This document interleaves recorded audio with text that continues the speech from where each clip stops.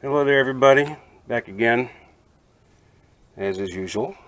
1978 Toyota pickup truck, Hilux in some parts of the world, 20R motor. We've been doing a lot of work to this old girl. It's been quite an experience, I gotta tell you. Been trying to chase down a lean condition, a stalling condition when hot. I've been through this truck stem to stern. I've got a brand new fuel pump, I've got a new fuel sender, I've got a new ignition switch, I've got a GM HEI conversion here, which when it runs works really good. And only 15 bucks for this instead of the $180 for the Toyota Igniter is really good. Brand new coil, brand new voltage regulator, new wires, new cap, new rotor, new distributor, new plugs. So basically a whole new ignition system, but still having problems. The idle is inconsistent, it wanders up and down, it's acting like it's lean. You rev it up and let it go back to idle and it pops the tailpipe. I even changed the muffler out, thinking the muffler might have been stuffed. And it was filled with black soot, so I don't know what the deal was with that. But it didn't change it. So, new fuel filter, we got a rebuilt carburetor under here. Less than 400 miles on it. We got new gaskets. We checked everything. No vacuum leaks we can find. Everything nice and plugged. 5 times to check in with carburetor spray. Can't find any vacuum leaks.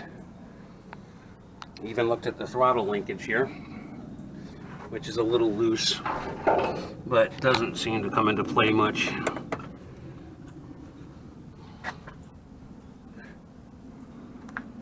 So there you go. Got to be a problem somewhere else. So, whoops, where's the battery? Who stole the battery? Oh, that's right, I did. Because we have a problem over here, and I'll get to that. But I got through all that, and it was still doing it. So I suspected the ground cable. Right there. Checked the old one out. It was showing a couple extra tenths of ohms resistance, which is a problem. Plus, I had never done anything, cleaned it since I've had it for 18 years. And like with any vehicle, anybody who knows will tell you, good grounds are a car's best friend. It's basically the return circuit for current for your system. It's also the feed line for voltage. I'm not going to go into that. It's complicated. Look it up. Learn how DC voltage works. I don't have time to explain it. I'm sorry. But went and got all brand new cable and constructed one. This is a weird one. This goes from the negative battery terminal down here to a lug that bolts to a bracket for the air pump. Then it comes off the same terminal and comes down to the motor mount on this side. And there's another wire, hope you can see it, that splits off and goes to the solid motor mount that's on the block. That should ground the block. It also should ground the frame, especially on this side. No problem. Up here, we got another one. See this here? This wire goes to a stud on the head. This grounds the body to the engine, which is grounded to that, back to here to negative battery post. So I fabbed up this cable. I bought the wire and the terminals at Ace Hardware. It was cheaper than going with a prefab, and plus with the 3 tabs in one cable arrangement here, even if you could find a factory piece, an OEM piece, a Toyota piece, it would probably be outrageous money. Closest I found was a new application off of Tacoma. It was only 8-gauge wire, which I don't understand. Should be thicker. And I think they wanted like 85 bucks for it. So, the wire and the terminals from Ace were like $12. And it's all solid copper. I just crimped them on myself. There's videos on YouTube showing you how to crimp terminal ends like that on the cable. This is 4-gauge cable. It's heavier than what was in here, which appeared to be like 6. The bigger the cable, the better. Provides less resistance, lets your electrons flow on their merry way. So we tried that, and we got some good results. Started up fine, high idled fine. Went through the cycle, choke came off, got it down to a low idle, and the low idle now was fairly consistent. And I have to mention, see that white screw right there? That's the idle mixture screw. It was at 2.5 turns out, which is the baseline for this motor and this carb. Fairly consistent, but it was still popping at the tailpipe. So you back that out to the left, and you richen up the mixture. And I backed it out to 4 turns out from 2.5, and did some rev ups, and no more popping at the tailpipe. And it was idling even better. But it was idling at 900 RPM. When I turned that screw out and gave it more gas, it came up to 1200. I have a tack I hook up to this to check. And then go to that red screw right there. Maybe you can see it, maybe you can't. And back that off and back it down to 900. Base timing, if you can see this. Let me see if I can reset you. Base timing for this vehicle is 850. There's a sticker. Excuse me, base RPM is 850. Not base timing. That's something else. I took it down to 900. Revved it up, watch it settle right back down to 900. Before you rev it up, it'll go up, come back down, go below the 900, and then come back up. Sometimes it go below 900 and want to stall. Sometimes it would stall. Or it'll go down below it and then come back up to 900 and then go 1,000, 1,100, 800, back and forth, wander, wander, wander. That's a sign of a lean condition. But once I backed that screw out and gave it 4 turns, sell back to 900 every time. Beautiful, I'm thinking. Then I back that red screw back out some more and take it down to 850 where it belongs, and oh my goodness, what a slow, smooth, almost scary idle it's got, and no shaking and no miss, and oh wow, it was great. Had it run for 15 minutes this way.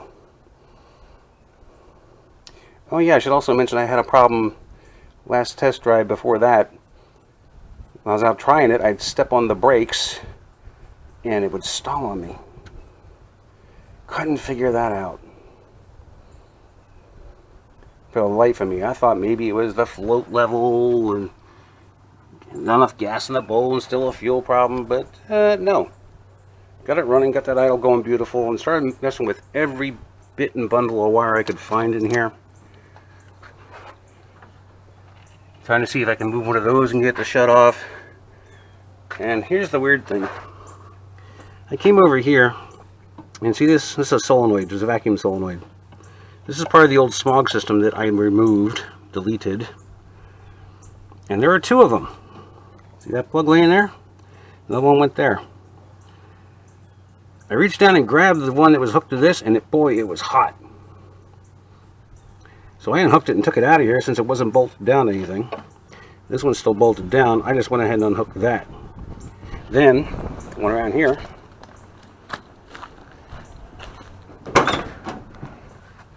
To the emissions computer and unhook that, because it only talks to itself.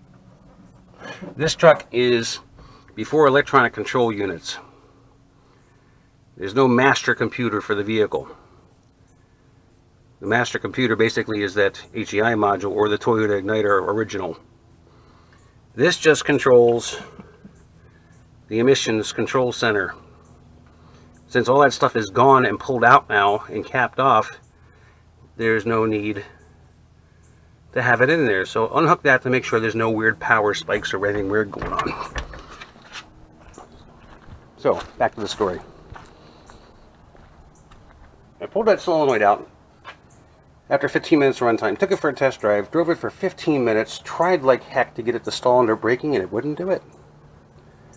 Apparently that was causing some kind of a backfeed into the system.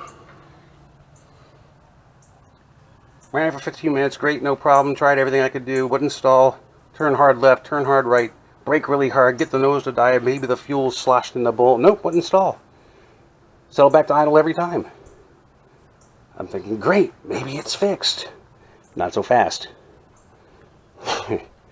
There's a back road I use around here where I can get up to about 60 miles an hour to test higher demand and higher speed and really get on it. Did that for like 30 seconds, slowed down, threw it in neutral to turn right into a subdivision, and it's running rough again. Oh boy. You can imagine my disappointment. So it's running rough enough that it wants to stall out, and it did. Try to start it back up from the key still in the on position, it would just crank and not catch. Cycle the key off and back on, and it started back up. Still running a little rough, and I had to keep my foot in the gas a little bit to keep it from stalling. Not the way it's supposed to be. Come back out to the back road, get back on it, run it up through the gears. No hesitation, no stumble, no stall. It's got good power, it pulls hard. Even shifting in the fifth at 45 and then getting in the gas more, it's still wanted to pull even further in fifth gear. Again, no stumble, no hesitation, all good. That road terminates into a classic southern speed trap where it goes from 50 miles an hour down to 25. I downshifted through the gears and I'm hearing pop, pop, pop, pop, pop out of the tailpipe, and I'm like, oh boy. Get it down into third.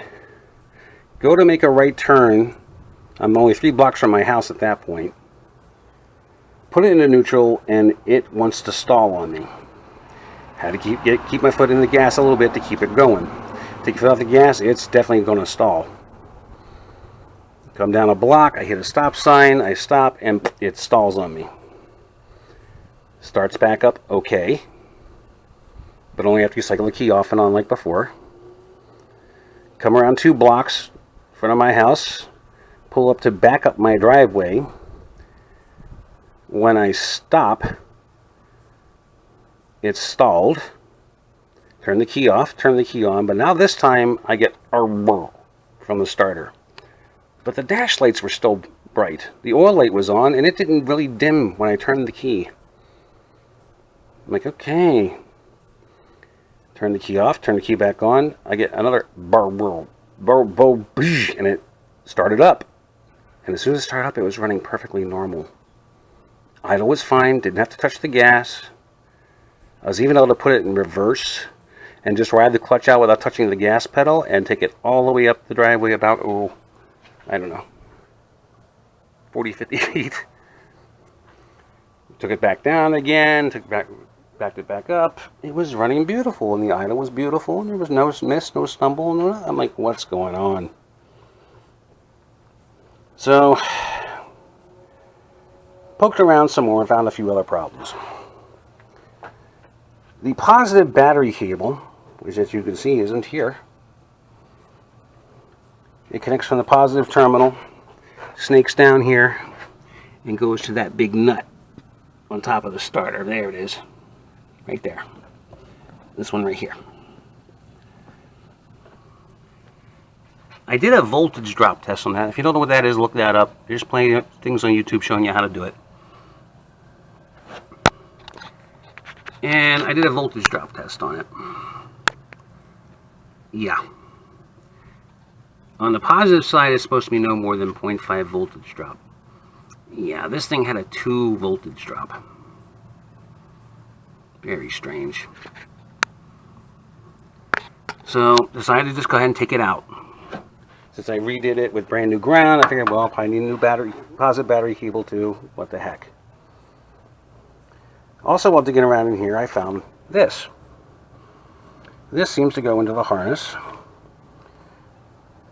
This goes to another black clip like this. It clips into it. And there's 2 wires that come out of it to a ring terminal that hooks to the positive battery terminal. These 2 wires, this is the main fuse block feed. The red one goes to my fuse block, which gives power to everything else in the truck. This white wire goes to the alternator. I'll show you. I hope. right there. This white wire, which is right to the battery plus terminal on the back of the alternator. This is where the juice comes out to go back to the battery to charge the battery.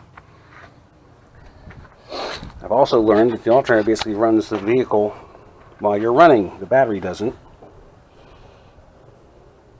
Oh, yeah. Brand new alternator, too, by the way. Forgot to mention that. And a new belt. And the battery's new. So,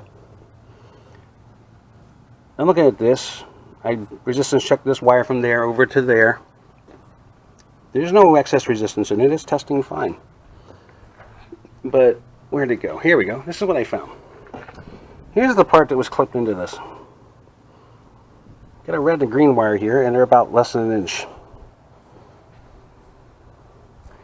And this ring right here was on the positive battery terminal. These little wires are fusible link wires. They're supposed to be about 6 inches long. Wow. Apparently over the years people have replaced battery terminals from corrosion because they got eaten away, into the wires got corroded, who knows. And they cut out the corrosion, strip it back, and over and over and over, and they end up with something like this. And this ring terminal obviously is not Toyota factory. They wouldn't do that. So, as long as I'm at it, need some new fusible link wires. Now, maybe there's excess resistance in there causing that. I don't know. I don't care. Here's what's going to happen. I get some brand new parts here from Dorman. 16 gauge and 14 gauge fusible link wire. They come with rings already installed, and they come with a butt connector already on, which is cool. Fusible link wire is supposed to be 2 gauge sizes smaller than the wire you're protecting. Fusible link, what it does, it acts like a slow blow fuse. If you get a big amperage spike and it lasts for a certain amount of time, it melts the wire, breaks the circuit, and protects your wiring and all your electrical components. The alternator wire is 10 gauge. This is a 12 gauge. So I need a 14 and I need a 16. The higher the number, the smaller gauge wire. So 4 gauge size is smaller than 10 would be 14. 4 gauge size smaller than 12 is 16. Got a 16, got a 14. These things were only $4.50, $5 a piece at Advance. Not bad. Here is our brand new starter battery cable. 4 gauge. Boop, 4 gauge. That's going to go, that terminal right there is going to go on the end of the battery clamp, and the other one's going to go down to that nut I showed you. I tested the old one. I put an ohm meter on it. And it actually tested fine. And I put the clips on there and I wiggled it all the way through the whole length and didn't find any weird meter readings like broken wires or anything, but there could be corrosion under there. Or it could just be wore out. It's been through a lot of heat cycles. It gets about 200 degrees under here, which is normal, which I didn't know. I'll admit it. So I put the cable in my oven at 180 degrees for 10 minutes. It was reading no resistance cold. After 10 minutes, I put the meter back on it and read it again. It was reading half an ohm resistance. Won't bore you with the math about Ohm's law, but pretty much half an ohm resistance takes 12 volts and knocks it down to 5 or 6. And since it's heat related, it's constantly varying. Now this would make sense. Pushing the truck harder, I'm pushing more electricity through the cable, and I'm creating more heat in the engine bay, and those things are acting on each other, and the cable resistance is going up and up and up until it gets to a point where it's not getting enough juice or amperage, especially to this, which controls your spark, and it's running like crap or it wants to stall. Unless you give it more gas to try to keep the momentum going. When I slowed down after that, trying to get back to my house, the cable was still pretty warm. And that's why the starter went, ugh. Couldn't pass enough juice to get the starter turned. Give it a couple extra seconds of cycling the key on and off, kind of reset it a little bit. And it still went, ugh, but I got it started. And it ran normal. Apparently the resistance dropped down enough because the heat dropped down enough after the little cool down there. Then I got enough juice to the HEI spark control where it ran fine. So I'm thinking that's the cable and that's the problem. So we're going to replace this today. And we're going to test it and we're going to find out. And I'll let you know what happens later. Sorry for the length, but I wanted to be as complete as possible because this is a weird problem I've never heard or seen before. And I've been checking Google for a week trying to find an explanation for this or somebody else with a similar problem. I've been through every hot rod forum there is and I have not come across anything like this. And by the way, this wire, that's for the fuel cutoff solenoid, and I've checked all this and it's fine. Crimp's good, contact's good, it's all clean. So it's not bad. So, it's just one of those odd things. Why that wire would do that, I don't know. And why that one wire with resistance would do that, I don't know. Because it's not exactly feeding the ignition circuit, but it is hooked into it. Because both of those wires go to the same post. And that wire goes down there and is also hooked to the same post. So I think it has something to do with it. But there you go. Very weird one for you. Sorry to be so long, but I wanted to be detailed about this in case anybody comes up against this. Don't second guess it like I did. Don't spend a week trying to research it to figure out what's going on. You find resistance, just replace the wire and keep driving. I have the advantage of not working at the moment. And I have all day and I have plenty of time, so I can just, waste a lot of time figuring all this out. I know the rest of you do not.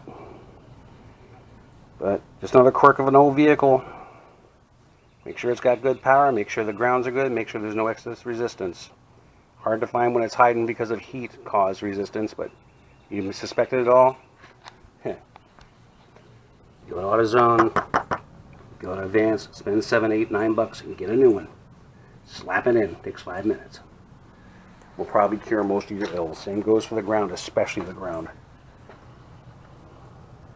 So my 2 cents, my little bit of advice. Thanks for watching, thanks for listening. Hope I didn't bore you all to death. I'll be back later with some more videos about more stuff about the truck. See you later.